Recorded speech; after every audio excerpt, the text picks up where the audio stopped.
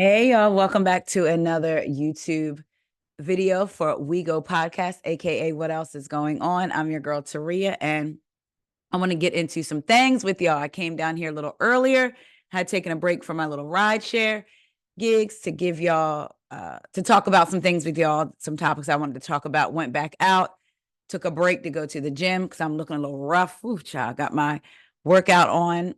And then I had, right before I went to work out, I had seen some more things that I wanted to talk to y'all about. So I said, let me get home and do another video before I get in the shower and take it down for the night. Because I also watched, I finally caught up to Martha's Summer House, Martha's Vineyard. I was behind episodes 4 and 5. I was able to watch them at the gym, but I want to go back and rewatch them and take notes. I'm going to, because I want to start giving y'all separate reviews going forward for those. 1 through 3 is going to be on the review for 4. And with 1 through 3, it's not going to be no 2 hour long video. I'm just going to hit the bullet points from episodes 1 through 3, then really get into it in episode 4 and 5. Because let me tell you, Miss Brie and this whole Mariah thing to me is so fake and phony, considering we have you on video calling into Kempire's show before y'all started filming season 2, saying you had no problem with Mariah. She was in a group chat, and Kempire asked you if you got a season 2, would you have a problem with her coming back into the house? And you said no. As a matter of fact, you've said that on multiple interviews. But now you're filming season 2, and all of a sudden now you have an issue. That's why Milo tore that room up. But anyway, we're not here right now to talk about Martha's Vineyard. I want to get into some topics with y'all really fast. First up, we have to talk about Jeannie Mai and her estranged husband, Jeezy, y'all. So Jeannie Mai accuses estranged husband, Jeezy, of DV and child neglect in shocking court documents as she claims their toddler child found bag containing a GUN in the dining room. So this is according to the Daily Mail. The Shade Room had also reported it, but TV personality Jeannie Mai claimed her ex punched her in the face and called her a whore 3 weeks after she gave birth to their daughter. Jeannie also raises concerns for their daughter's welfare, alleging Monica found a Louis Vuitton handbag that contained Jeezy's AK-47. The incident led her to remove the child from the Atlanta, Georgia home on or about October 11, 2023. Jeezy has denied all the allegations in a statement. Jeannie Mai has accused her estranged husband, Jeezy, of domestic violence and child neglect in shocking new court filings amid their explosive divorce. TV personality Mai, 45, who married Jeezy, 46, in 2021, laid bare the extent of her allegedly troubled home life in documents obtained by DailyMail.com, claiming her ex punched her in the face and called her a whore 3 weeks after she gave birth to their daughter, Monica, now 2, and pushed her down steps in another incident. Mai also raises concerns for their daughter's welfare because she's alleging, again, that Monica found the Louis Vuitton handbag with the GUN in it. Now, the rapper has since denied all the claims in a statement posted on his Instagram. Included with the documents are photos of Mai's severe bruising on her arms after an alleged golf cart accident from when Jeezy drove, allegedly severely intoxicated. One alleged incident took place on January 18th, 2022 in Miami, while the couple were talking in a parked car weeks after Monica's birth. So then she goes on to detail that Jeezy allegedly asked the driver to leave the vehicle and then began to berate Mai. He allegedly said, "You whore, and I can't wait to divorce you when we get back," before holding Mai against her will inside the vehicle. As she attempted to escape the vehicle, Jeezy allegedly struck Mai with a closed fist across her cheekbone and eye, causing a subconjunctival hemorrhage. I think I said that wrong. That week, the couple contacted their pastor and therapist for counseling.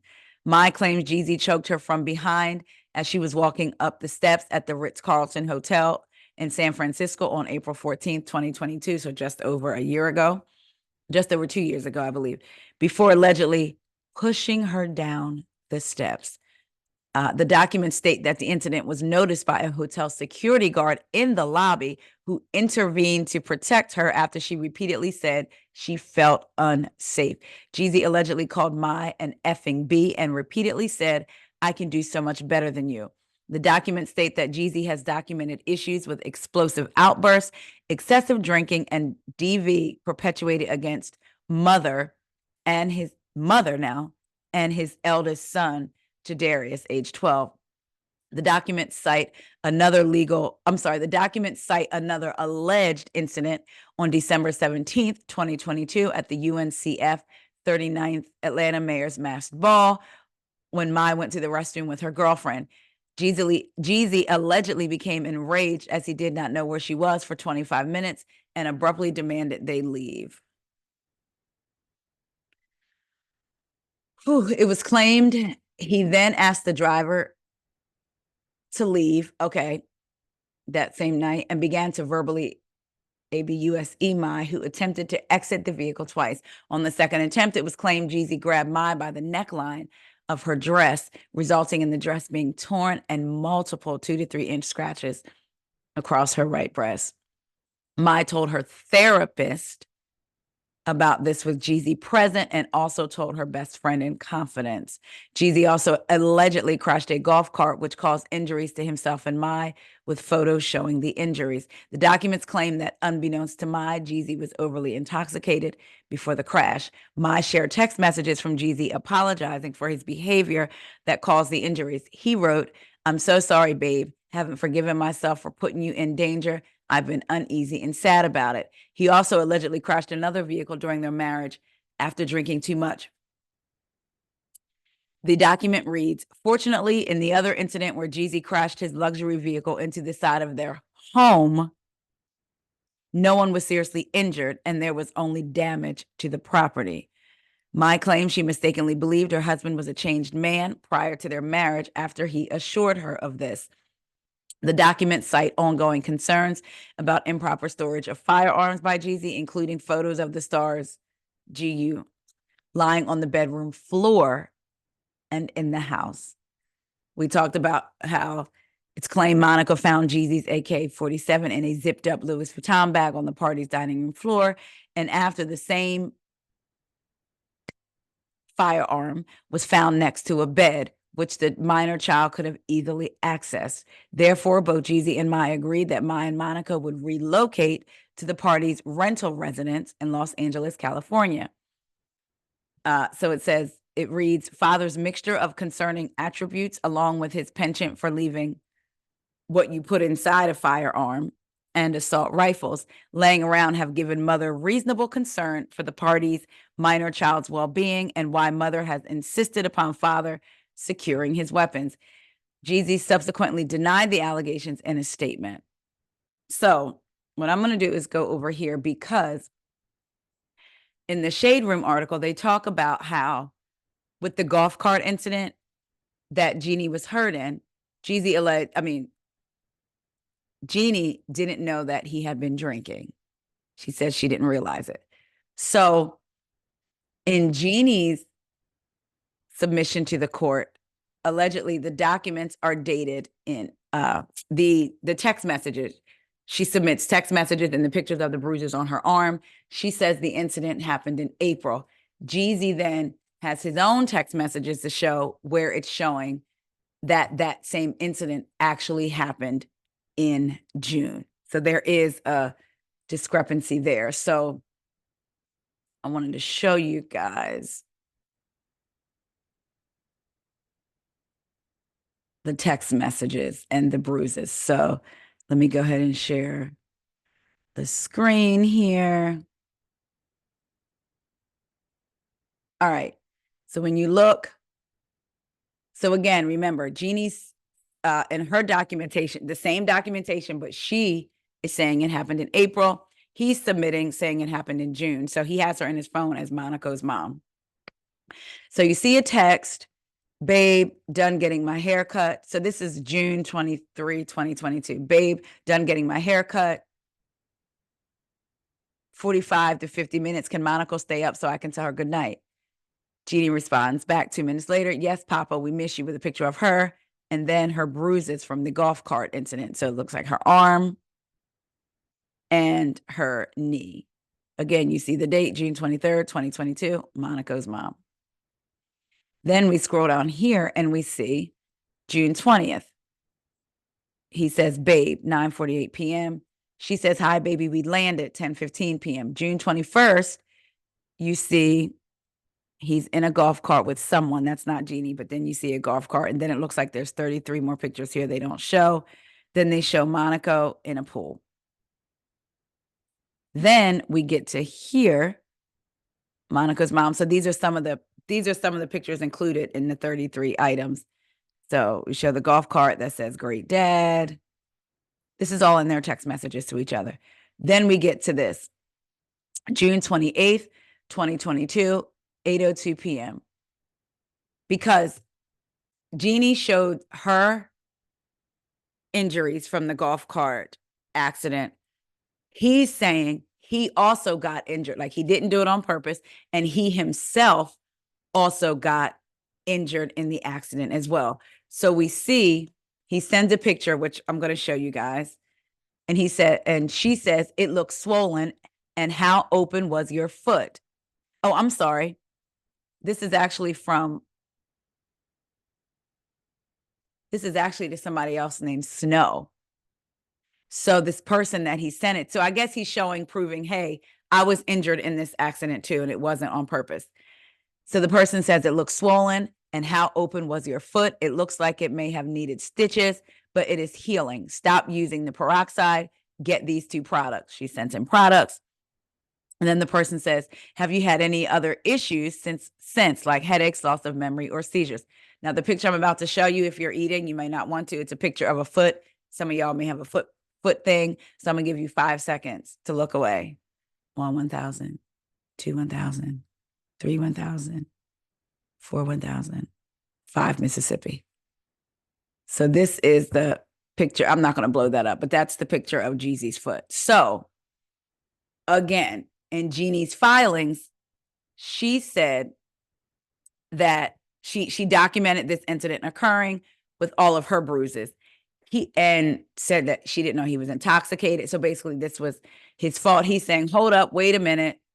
I was injured too.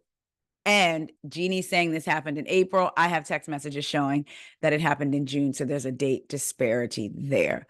So when Jeezy took the Instagram today, he said, and this is in response to the claims. I'm not going to show you guys the picture of the assault rifles and the weapons that she submitted. You could go look on the Daily Mail if you want to see that. But in response to Jeannie's claims of ABUSE, he says, the allegations are not only false, but also deeply disturbing, especially coming from someone I loved. This malicious attempt to tarnish my character and disrupt my family is ridiculous. It's disheartening to witness the manipulation and deceit at play. And at this time, my main concern is being an active father to our daughter as I continue to fight for court-mandated joint custody. Excuse me. Rest assured, the truth will prevail through the proper legal channels. All I'm going to say is I am on the side of Monaco. I hope that her parents get this together, because ultimately at the end of the day, she's going to be affected by all of this. I remember when the news first came out, they were getting a divorce, and some people were like, oh my gosh. And it seemed like she didn't know the divorce was coming. That's what was alleged, right? She didn't know the divorce was coming. And then we've seen him filing all these motions, taking them back, filing a motion here, there. And I remember saying, I hope this doesn't get like ugly and drawn out. Like, what's his goal with this stuff, especially filing for full custody, then taking it back, filing a motion that her 2 lawyers be taken off the case of overlooking looking over the prenup again, because I believe she was challenging something in the prenup, and those were the same 2 lawyers that had approved the prenup for her, like signed off on it. And then those were the same 2 that were now going through it to find loopholes. So he filed for them to come off of the case. Then he took that back. So I was wondering, like, what's the plan here? What's the end game? And now we're to this point where she's talking about she was ABUSE'd. And also, from what it said, his oldest son as well, she's saying. Again, my prayers up for the baby, for Monica, that she comes out unscathed, and that, because this is a lot. And clearly it's going to be ongoing. So we will follow up with whatever new information comes out next. Let's get into Neyo. The room is spinning and I can't breathe, and oh, my head is just shaking. Hands won't stop sweating. And my knees, girl. Oh, wait, that's what it is. Black people, don't be knowing the words. Don't be knowing the words. I knew some of them though. Let's get into Neyo. The Shade Room title, not Diddy Jr. Sade, and then her last name may be Bagner Reese. I don't want to say it wrong, so I'm just going to call her by her first name from now on, but not Diddy Jr. Sade Bagner Reese accuses Neyo of hosting freak-off parties while caring for their kids. Woof. I'm just reading it how the Shade Room wrote it. Woof. Influencer Sade went in on her ex-boo Neyo. She brought their apparent co-parenting problems to the internet, that's how they wrote it, and didn't hold back on the insults and accusations. From calling Neyo Diddy Jr. to claiming he neglects their kids for quality time with other women, Sade appeared fed up in the viral live stream. So this is everything that Sade has said about Neyo. The live stream clip captured by Live Bites started with Sade and Neyo in a room inside his home. Sade is exposing her alleged experience with him while he sits on the couch with a TV remote. I love sitting on the couch with the remote, just chilling out. Okay. He accuses her of bringing drama into the space, and she runs down a list. In one clip, she says, "Tell them about the freak off, Diddy Jr." And another, Sade says, "Neyo is calling the police." The singer was speaking to another man on the phone, I guess, when Sade called out, "You know what you did. You body slammed me on the floor." More clips show Sade challenging Neyo to show the viewers the real him. And then she's saying, "Remove me. Why? Why? Because commotion. How did the commotion start? What did we talk about? What did I ask you?" Sade asked Neyo, who responds, "All of that is irrelevant." So I guess he was talking about removing her from the property because she's starting commotion. And she's like, well, how did it start? Let's talk about what I asked you for to get to this point. She then claims that Neyo wants her out of the way to host parties with other women while their kids are in the house. Sade says he likes to have drugs such as marijuana and mushrooms and prostitutes and alcohol-induced gatherings while their kids are with him. Mind you, those are her words, not mine. Everyone has asked him to stop, but he will not listen to nobody. This is what's going on. This is the tea. While the kids are in the house, I asked him to not bring bees in the house. I even came over here to help these effing kids because he won't watch the kids. And then they say Sade and another thing energy. After popping off on her ex via video, Sade returned to Instagram on Thursday, April 25th, with a couple of paragraphs for the singer. She seems to accuse the R&B hitmaker of creating false narratives and making empty promises. She also denied antagonizing her ex and stood on being the villain, if that means standing up for the only, in caps, thing that matters. Sade also seemingly denied being that lady Karma, meaning Crystal's karma, which social users took to mean the singer's ex-wife, Crystal Renee. Hell, I never, so it's the word never with like 6 extra R's, even came to this internet and said who my baby daddy was to begin with. Let's start there. Y'all swear I was that lady Karma, and now y'all swear this is mine. So WTF, y'all got BF and BD. So I guess baby father and baby daddy problems for. That's what she said for. LMAO, y'all just not on the internet. Oh, Lord. So Neyo's history with Sade. This isn't the first time Sade has confronted Neyo in the public eye, despite what she claimed earlier, saying this is the first time, blah, blah, blah. In June 2023, she accused the father of her 2 youngest sons of having issues with alcohol and women during their court proceedings. She and the singer welcomed their kids during his marriage and divorce proceedings with Crystal. So not just in the divorce proceedings, during the marriage and the divorce proceedings. The ex-wife first exposed Neyo's infidelity with Sade in July 2022 and then filed for divorce. Their paperwork was finalized in February 2023, and Crystal Renee walked away with over $1 million in settlements. Sade has also shared that she has apologized to Crystal Renee for her part in the divorce from Neyo. Most recently, Crystal opened up about how she uncovered her ex's infidelity. I'm going to say this. You were with the man when he was married. So you should not be surprised with the man that you chose to have children with.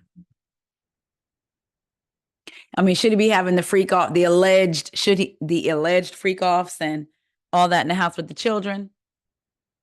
One would think not. She said she even came over to the house to watch the kids. So I'm like, was she there while the freak off was happening then?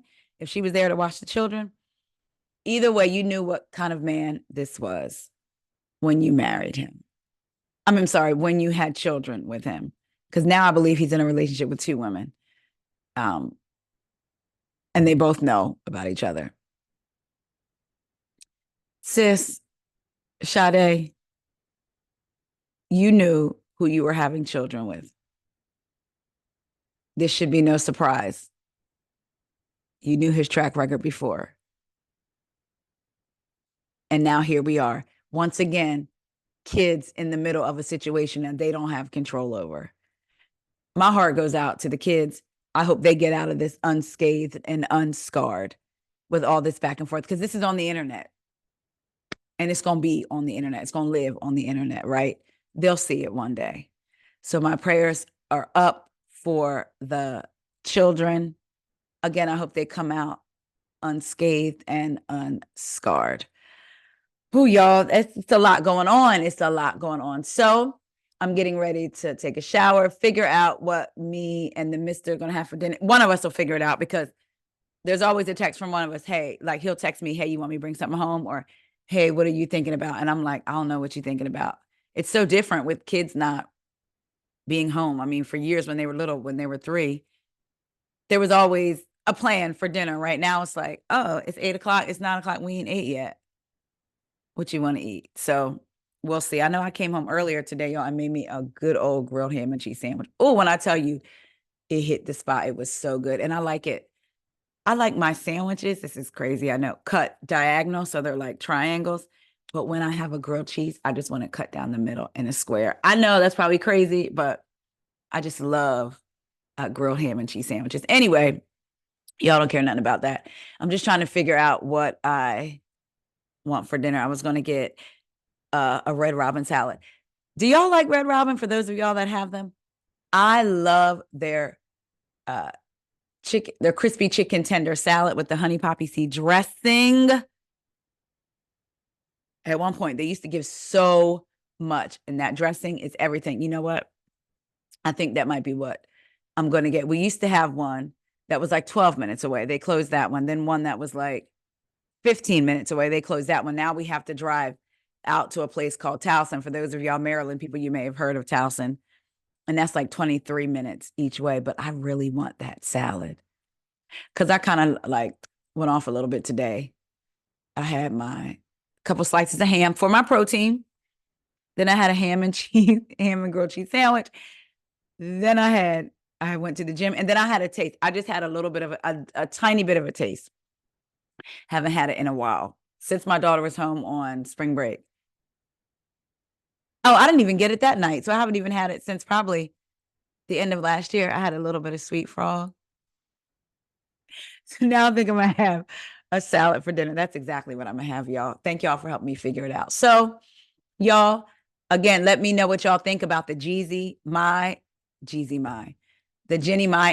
situation. Her accusing him of abuse, improperly storing the weapons for his daughter. You know, I remember saying at that time, you know, you lived in the house with him with the weapons. Was that not a concern then? But then to hear that she found a bag of his with the weapon, with the assault rifle in it, and then there was one just laying by the bed, it's like, okay, that's a problem. So let me know what y'all think about that. And let me know what y'all think about Neyo's baby mother upset because she's alleging that Neyo is a Diddy Jr. All right, y'all. I'm about to go, like I said, shower, get my food, and take my notes for episodes 4 and 5 for Martha's Vineyard. So I love y'all so much, and I will talk to y'all later. See y'all.